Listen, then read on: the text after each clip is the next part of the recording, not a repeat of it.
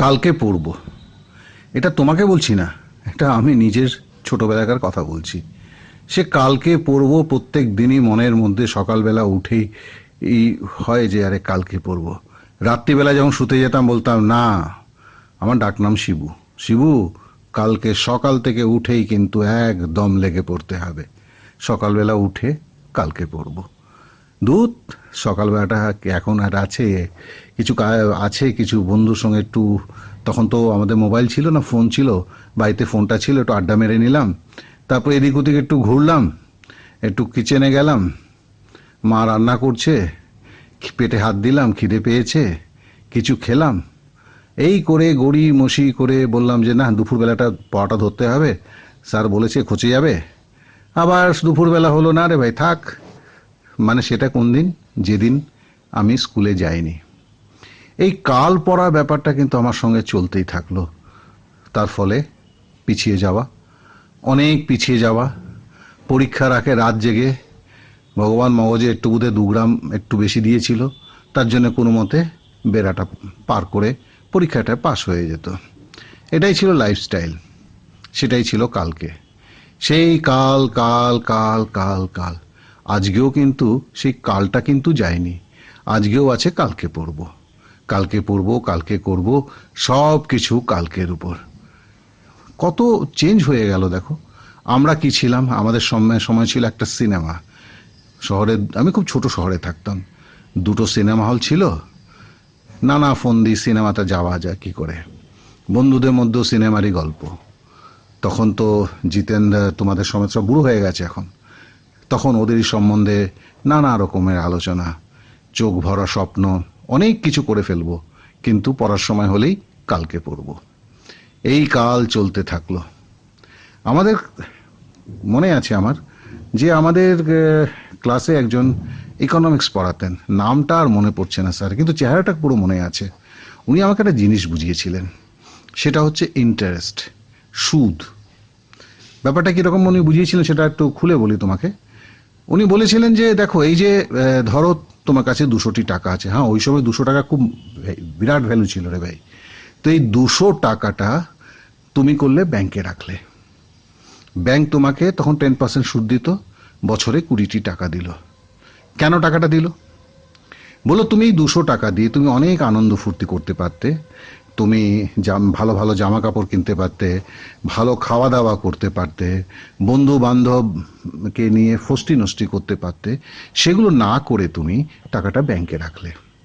তারপর কি হলো, তুমি তোমার সুখকে, যে সুখটা একটু বেশি মাত্রায় করতে পারতে, সেটাকে কালকের জন্য রেখে দিলে। সেই কালকের জন্য রাখার ফলে তোমার কাছে এই 200 টাকাটা 20 টাকা আরো বেশি এসে গেল। কেন? ব্যাংক সেই টাকাটাকে অন্য কোথাও খাটালো, তারা ব্যবসা করলো, তারা ব্যাংকে সুদ দিল, সেই সুদ থেকে কিছু ব্যাংক রেখে বাদ বাকিটা তোমাকে ফিরিয়ে দিল। ছোটবেলা তো খুব ব্যবসা করার আমার একটা নেক ছিল, যদিও কোনো কালই আমি আর ব্যবসা করে উঠতে পারলাম না। তবু এই ব্যবসা করার সময় কিন্তু চোখ ভরার স্বপ্ন ছিল, যখন এখন তোমাদের আছে বড় বড় গাড়ি, টুকটুকে বউ, আরো কত কিছু। লাইফে পুরো লাক্সারিয়াস জিনিসগুলো যেন মনে হচ্ছে আমার চারদিকে ঘুরে বেড়াতো। কিন্তু খুব কিছু ফিরে পাইনি, কারণ আমার যে প্রবলেমটা ছিল, কালকে করব। খুব ব্যবসা করার ইচ্ছে ছিল বললাম তো, সব কটা ব্যবসাতেই কিছুই হলো না। ছাত্রকেও পড়াই আর মনে মনে ব্যবসা করার কথা ভাবি। তো এটা হচ্ছে আমার গল্প, সেই কালকে পড়ব। তো এবার একটা, চলো না ভাই একটু পার্টনারশিপের ব্যবসা করা যাক। কিরকম ব্যবসা? দেখো এই ব্যবসায় কিন্তু পয়সা লাগে না, সবচেয়ে বড় কথা। তাহলে কি করতে হবে? ধরে নাও তোমার যে এই যে সময়টা, পুরো সময়টা আছে, তুমি আমার মতো কালকে পড়বো করো, কিন্তু 3টি ঘন্টা যেটা আছে ওটাকে ইনভেস্ট করো। ওটাকে তুমি ওই সেভিংস অ্যাকাউন্টে জমা করে দাও, প্রত্যেক দিনের 3টি ঘন্টা। এটা কিন্তু ফিরে আসবে, প্রচন্ডভাবে ফিরে আসবে। রেট অফ ইন্টারেস্ট প্রচন্ড উঁচু রে ভাই। 3 মাস যদি বা 4 মাস যদি তুমি 3টি ঘন্টা যদি তুমি ইনভেস্ট করো, তোমার রিটার্ন অফ ইনভেস্ট কি আছে তুমি জানো? একটি সুন্দর ব্যাংকের চাকরি। সত্যি বলছি, ইনভেস্টমেন্টটা কিন্তু করতে হবে। ওই কালকে করব ব্যাপারটা ওই 3 ঘন্টাটা ছেড়ে যদি তুমি করতে পারো, তাহলে কিন্তু সত্যি তোমার কাছে কিছু ফিরে আসবে। এর এর রেট অফ ইন্টারেস্ট তুমি চিন্তা করতে পারো না। এর সঙ্গে আছে মায়ের মুখ ভরা হাসি, বাবার বুক ফোলানো কথাবার্তা, সমাজে একটা রিকগনাইজেশন। সব করব, কালকেই সব করব। কালটা কিন্তু ওই 3টি ঘন্টার মধ্যে আসতে দেবো না। যদি এটা করতে পারো তাহলে কিন্তু এই কালকে করবটা সঙ্গে নিয়েই কিন্তু তুমি কিন্তু তোমার যে আকাঙ্ক্ষিত স্বপ্ন, যেই স্বপ্নের মধ্যে হয়তো আছে সুন্দর বউ, সুন্দর বর, সুন্দর বাড়ি, আর কত কিছু লাক্সারি, আর সঙ্গে সঙ্গে আছে সবার চোখে তোমার প্রতি একটা রেসপেক্ট।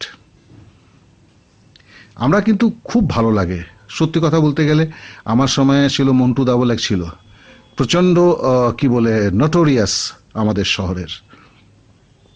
আমাদের তো বলতে গেলে ও হয়তো আমাদের ছোটবেলাকার মডেল হিরো ছিল। তারও দেখেছি, তার সর্বনাশটাকেও দেখেছি। সে ওই যদি কালকের পর্বটাকে রেখে যদি 3টি ঘন্টা কোথাও ইনভেস্ট করতো না, ভীষণ ভীষণ ইন্টেলিজেন্ট ছিল সে, কিন্তু তার ইন্টেলিজেন্সটা একটু অন্যদিকে চলে গেল। যার ফলে আর আমরা একটু ছিলাম পিছন সারির ছেলে, দুষ্টুমিটা খুবই করতাম, তবু ওদের মতো হতে পারিনি, যার ফলে বেঁচে গেছি। এইটুকুনি বললাম, কারণ কিছু স্টুডেন্টের সঙ্গে আমার কথা বলে মনে হচ্ছিল এরা তো একদম রে ভাই আমার ট্রু জিরক্স কপি। তাই ভাবলাম চলো আজকে একটু কথা বলে নেই সবার সঙ্গে। আর কথাটা কি হচ্ছে যে কালকে পড়ব, এই কালকে পড়বটাকে থেকে 3টি ঘন্টা যদি বের করে রে ভাই এটাকে ইনভেস্টমেন্ট প্রোগ্রামে রাখা যায়, ওই যে ব্যবসা করব স্বপ্নটা, সেই স্বপ্নের সঙ্গে যদি মিলিয়ে নেওয়া যায়, তাহলে কিন্তু কালকে পড়বটাও থাকবে যেটা আমার স্বভাব, আর তার সঙ্গে থাকবে কিন্তু কিছু উপরি আদায়। আর সেই উপরি আদায়টা কিন্তু আমার জীবনে, তোমাদের জীবনে সমস্ত তোমাদের আকাঙ্ক্ষাটাকে কিন্তু তুলে ধরবে, ভরে ফেলবে। তাই আসো আমার সঙ্গে যদি করতে হয় কিছু ব্যবসা, চলো আমরা দুজনে মিলে ব্যবসা করব, আর আমি তোমার একটু গাইড করব, আর 3 ঘন্টার জন্যে তোমার ওই ইনভেস্টমেন্টটা তুমি চালিয়ে যাবে। 3 ঘন্টা পরে কালকে পড়ব। তবে 3 ঘন্টার ইনভেস্টমেন্টটা যদি ঠিক মতো চালিয়ে যেতে পারো রে ভাই, তাহলে কিন্তু একটা ছোট্ট করে টুকটুকে বউকে নিয়ে বা বগল দাবা করে বা একটা বরকে নিয়ে জীবনটাকে খুব সুন্দরভাবে কাটিয়ে তুলতে পারবে।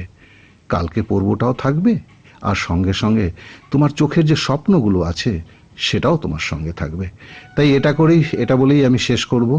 দেখো, আমি নিজের কথাটা বলতেই বেশি ভালোবাসি, আর আমার ভুলগুলোকে আমি তুলে ধরতে পারি।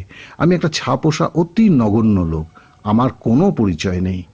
আর কেন, হয়তো পরিচয় হতো, একটা প্রেসিডেন্ট অ্যাওয়ার্ডও পেরেছিলাম, কিন্তু তবু পরিচয় নেই। আর পরিচয়টা নেই কেন, ওই কালকে করব বলে।